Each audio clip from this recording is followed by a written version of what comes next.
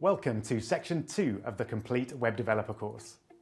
Now that you're all set up with your text editor and browser, we're going to be cracking straight on with HTML, which is the basic language of every website.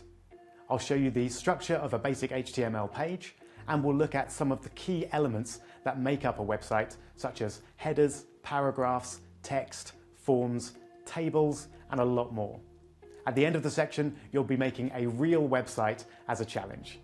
And also at the end of every video, you'll find the code that you need and a coding challenge as well, which gives you an opportunity to practice what you've learned in that video and get instant feedback from our coding exercises system.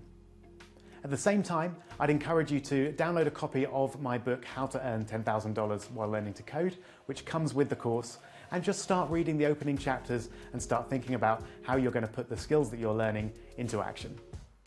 Enjoy this section, and I'll see you at the beginning of Section 3.